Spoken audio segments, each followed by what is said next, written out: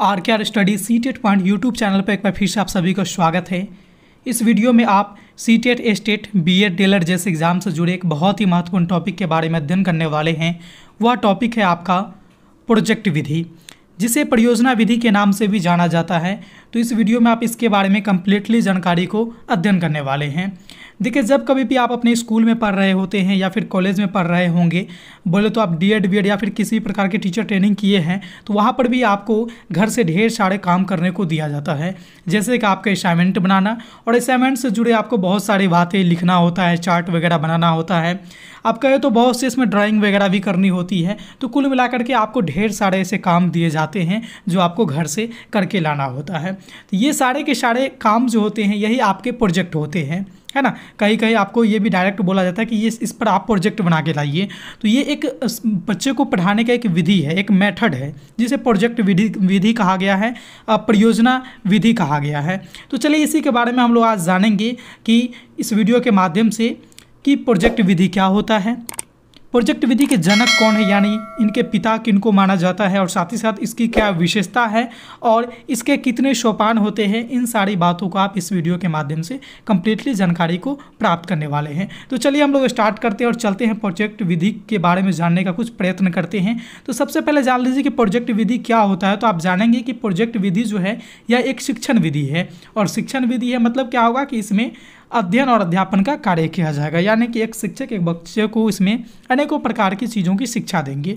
तो ये हमारा क्या है, प्रोजेक्ट विधि शिक्षा देने की एक ऐसा मेथड है, शिक्षण विधियाँ हैं, ठीक है, जिसके द्वारा बच्चे को शिक्षा दी जाती है, यानी यह एक अध्ययन और अध्यापन से जुड़े हुए एक विधि है, ठीक है। इसके बारे में और जानेंगे आप कि इस विधि के जनक जो थे वो कौन थे। परियोजना विधि के जनक की बात कर लें, परियोजना विधि कहें या फिर प्रोजेक्ट विधि कहें, तो इनका जो जनक है वो है हमारे विलियम हेनरी किलपैट्रिक, ठीक है। इन्हीं को इनका जनक माना गया है, इन्हीं को इनका क्या कहा गया है, पिता कहा गया है। कौन से विधि का, तो परियोजना विधि का, या फिर आप प्रोजेक्ट विधि का है, दोनों एक ही मेथड है, ठीक है। तो ये कहाँ के रहने वाले थे, तो ये अमेरिका के निवासी थे, और इनका जन्म जो है 1918 ईस्वी में हुआ था।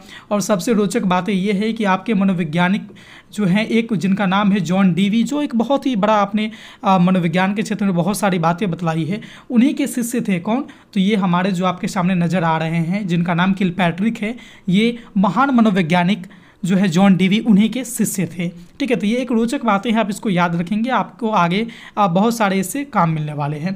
तो देखिए, प्रोजेक्ट या फिर परियोजना कहते किसको हैं, पहले इसकी ओर हम लोग चलते हैं, फिर इसमें जानेंगे कि परियोजना विधि में क्या चीज़ें होती है, इसको समझना फिर आपको बाद में आसान बन जाएगी। तो सबसे पहले प्रोजेक्ट के बारे में जानिए कि परियोजना होता क्या है आखिर में। तो देखिए, परियोजना जो होता है, इसके लिए हम सबसे महत्वपूर्ण परिभाषा किलपैट्रिक का ही लेते हैं, क्योंकि इन्हें इनका फादर कहा गया है ना। तो ये कहते हैं कि परियोजना एक उद्देश्यपूर्ण प्रक्रिया होती है जिसमें मन लगाकर कार्य को किया जाता है, और कहाँ पे किया जाएगा, तो सामाजिक वातावरण में रह करके इसको पूरा किया जाता है। ये किनका मानना है, तो ये मानना है किलपैट्रिक महोदय का, ठीक है। और ये जो हमारा परियोजना होता है या फिर हम प्रोजेक्ट कहें, ये सामान्य रूप से दो प्रकार के होते हैं। एक ऐसे प्रोजेक्ट होते हैं जिसे आप खुद से कर लेंगे, जिसे व्यक्तिगत परियोजना कहा गया है, और ऐसे प्रोजेक्ट भी होते हैं जो आप खुद से उसको नहीं कर पाएंगे, उसके लिए आपको समूह की आवश्यकता पड़ती है, यानी बहुत सारे लोगों की आवश्यकता पड़ती है, जिसे सामूहिक परियोजना कहा गया है। अब हम लोग बात करेंगे कि व्यक्तिगत परियोजना में क्या होता है। यानी कि व्यक्तिगत परियोजना है कहने का मतलब इसमें आप स्वयं कोई भी प्रोजेक्ट को बना सकते हैं, जैसे चित्र बनाना, मिट्टी के खिलौने बनाना, या फिर प्रदूषण संबंधी कोई एक छोटा सा चार्ट बनाना, या फिर पर्यावरण संकल्पना को चित्र के माध्यम से प्रस्तुत करना। ये सारी चीज़ में आप खुद से कर सकते हैं, इसलिए इसको रखा गया है व्यक्तिगत परियोजना के अंतर्गत।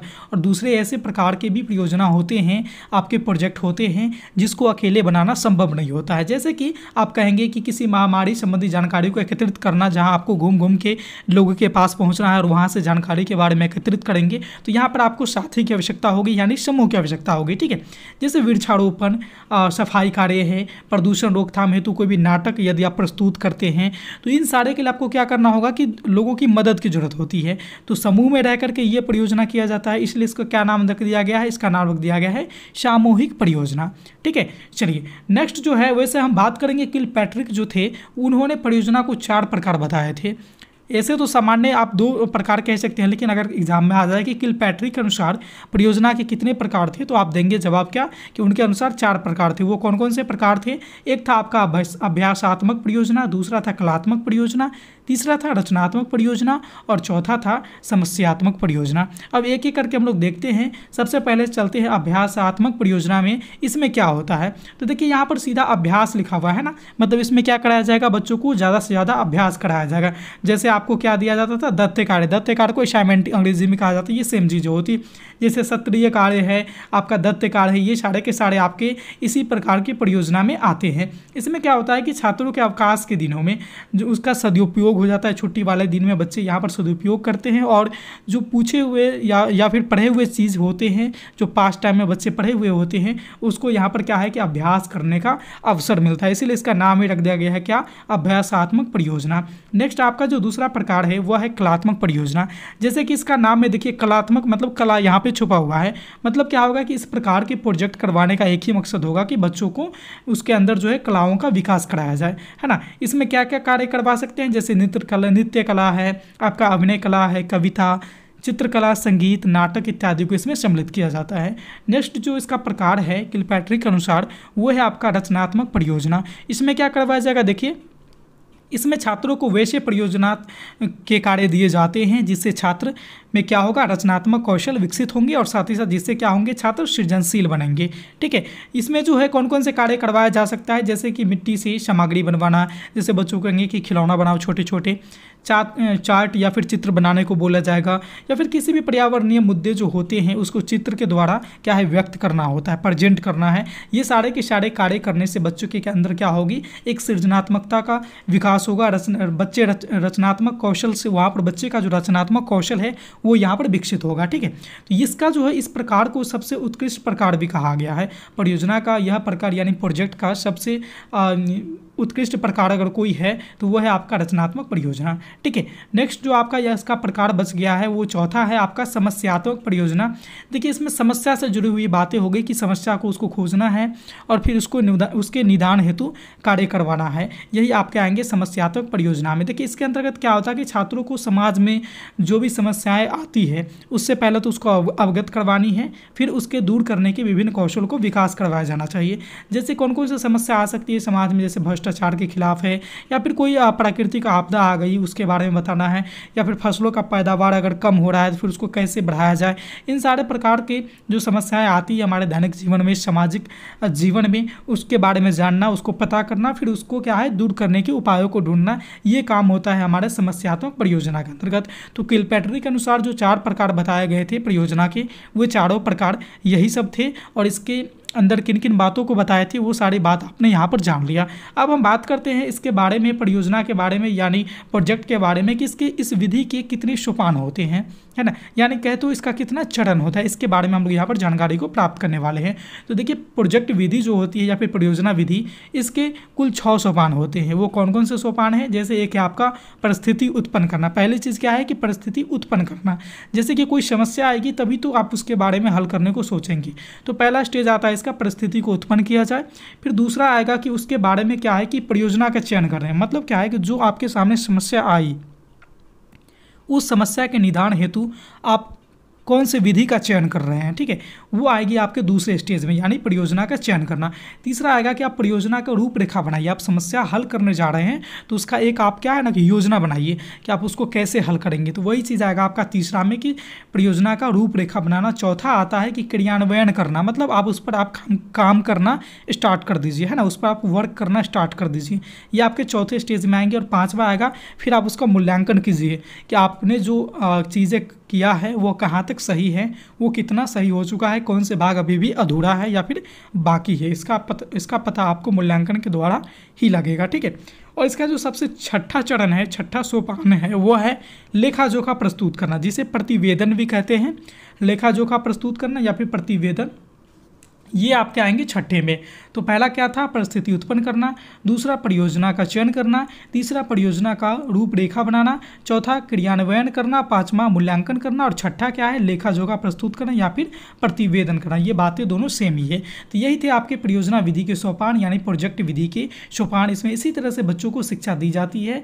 अब हम बात करेंगे कि इस विधि की क्या गुण है, इसकी क्या खासियत है, इसकी क्या विशेषता है जो इतना ज़्यादा बल दिया जा रहा है कि आप परियोजना विधि से बच्चों को शिक्षा दें, प्रोजेक्ट मेथड से आप बच्चों को पढ़ाएं। इसका कुछ ना कुछ तो खासियत होगी ना, तो चलिए उस पर हम लोग चर्चा करते हैं। यहाँ पे देखिए परियोजना विधि जो है, सबसे पहली बात क्या है कि ये बाल केंद्रित शिक्षण विधि है। मतलब इसमें छात्र जो रहते हैं उसको करवा के सिखाया जाता है। मतलब छात्र क्या रहेंगे इस विधि में, हमेशा सक्रिय रहेंगे। तो दोनों पॉइंट देखिए एक दूसरे से जुड़े हुए हैं, लेकिन अगर आपको पॉइंट में देना है तो आप इसको दो अलग अलग पॉइंट में भी दर्शा सकते हैं। यहाँ पर आप इसको देख सकते हैं इस प्रकार से, ठीक है। नेक्स्ट पॉइंट आपका आ जाएंगे कि परियोजना विधि में किताबी ज्ञान को बालक के व्यवहारिक ज्ञान से जोड़ा जाना चाहिए। जैसे कि किताब में बच्चा ने पढ़ा कि हमारे आपदा आएंगे, प्राकृतिक आपदा आ जाती है तो हम उसका प्रबंधन कैसे करेंगे, है ना। इसके बारे में बच्चे किताब में पढ़ते हैं और यहाँ पर बच्चे क्या होंगे, प्रोजेक्ट विधि में उसको अपने व्यवहारिक जीवन में उसके बारे में खुद करके फिर वहाँ पर सीखेंगे। तो इसलिए कहा गया है कि किताबी ज्ञान को बालक के व्यवहारिक ज्ञान से जोड़ा जा रहा है इस विधि में, ठीक है। नेक्स्ट पॉइंट है आपका कि प्रोजेक्ट विधि जो होती है यह व्यक्तिगत एवं सामूहिक दोनों माध्यम से किया जाता है। जैसे मैंने आपको स्टार्टिंग में ही बताया था कि इसके सामान्यतः दो प्रकार होते हैं, जिसमें एक व्यक्तिगत यानी कि चित्र वगैरह बनाना है तो व्यक्तिगत खुद कर लेगा वो स्वयं कोई बालक, लेकिन वही नाटक के द्वारा कोई चीज़ को प्रस्तुत करना होगा तब वहाँ पर उसको और भी साथियों की आवश्यकता पड़ेगी। इसलिए उसको कहा गया है कि व्यक्तिगत और सामूहिक दोनों रूप से इसको किया जाता है। किसको, तो प्रोजेक्ट विधि को, परियोजना विधि को, ठीक है। नेक्स्ट पॉइंट है आपका कि इस विधि के माध्यम से छात्रों में योजना बनाना, उसे क्रियान्वित करना और मूल्यांकन जैसे कौशलों का विकास होता है। चूंकि इसमें क्या होता है कि इसके सोपान में ही आपने देखा कि योजना बनाया जाता है, फिर उसका क्रियान्वित भी किया जाता है और उसका मूल्यांकन भी किया जाता है। तो इन सारे कौशल का जब इन सारे चीज़ों को बच्चे करेंगे तो स्वाभाविक सी बात है कि उसमें ये सारे कौशल विकसित होंगे, ठीक है। नेक्स्ट पॉइंट है आपका कि इस विधि में छात्र सृजनशील बनते हैं। चूँकि बच्चों को यहाँ नए नए चीज़ों को खोजने का अवसर मिल रहा है, नए नए चीज़ों को करने का अवसर मिल रहा है, वो भी खुद से, तो स्वाभाविक सी बात है कि बच्चे क्या बनेंगे, सृजनशील बनेंगे ही बनेंगे, ठीक है। बच्चे में रचनात्मक कौशल का विकास होगा ही होगा, ठीक है।